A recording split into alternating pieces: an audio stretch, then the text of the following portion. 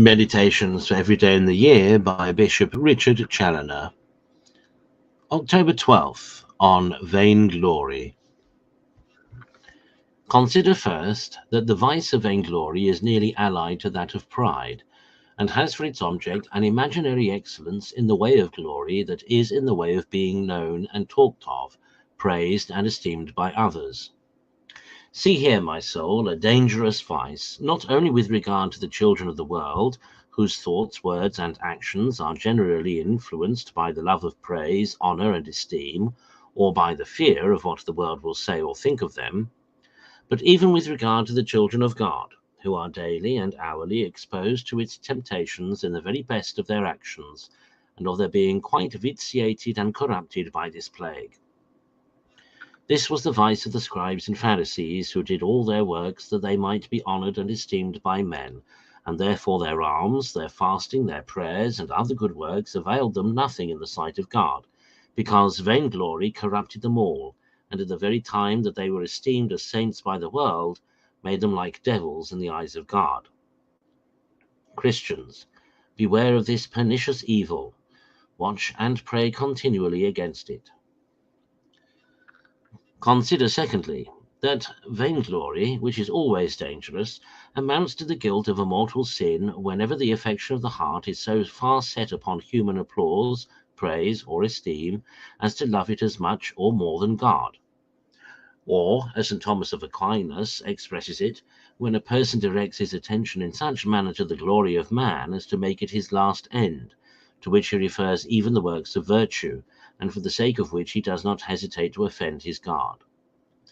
In like manner, it is a mortal sin when a person seeks vainglory by committing mortal sin, for example, by swearing, quarrelling, taking revenge, etc., to show his courage or to gain the esteem of being a man of honor, or for fear of being blamed or despised by the world.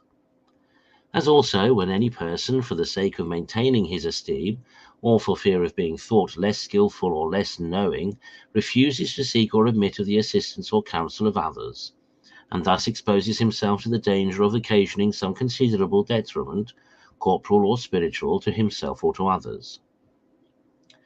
Vainglory is a mortal sin whenever a man glories in the gifts and graces of God as if they were his own, and as if he had not received them from God. See, my soul, how many ways this love of worldly honor, glory, and praise, which modern worldlings, like the ancient pagans, take for a virtue, is condemned by sound Christian morality as a capital vice, which sends innumerable souls to hell. Consider, thirdly, the malignity of this vice of vainglory from its being the fruitful parent of a numerous offspring of other pernicious evils, sometimes worse than itself. St. Gregory reckons up 7 daughters of this unhappy mother. 1. Disobedience, which despises the ordinances of lawful superiors for the love of one's own worldly honor and esteem. 2.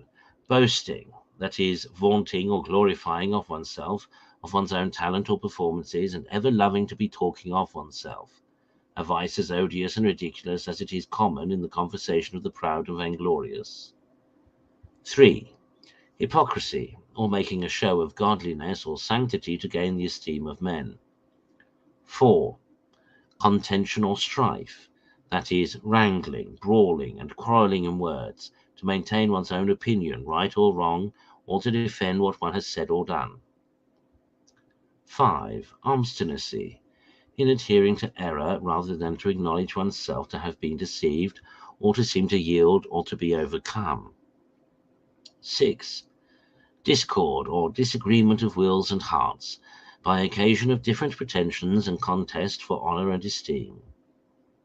7. Invention of novelties in the way of new opinions, new fashions, or rather innovations, brought in to make oneself a name or to procure esteem or applause. See, Christians, what a train of evils are daily produced by vainglory, and what are all heresies and schisms but a compound of these same evils, and consequently the productions also of vainglory. Conclude to keep a strict guard against this dangerous enemy of the soul, as it will rob thee of all good and fill thee with all evil. Daily pray with the royal prophet, turn away my eyes, O Lord, that they look not upon my vanity. And as often as in thy words or actions thou findest thyself attacked with the suggestions of this vice, say with the same prophet, not to us, O Lord, not to us, but to thy name give glory.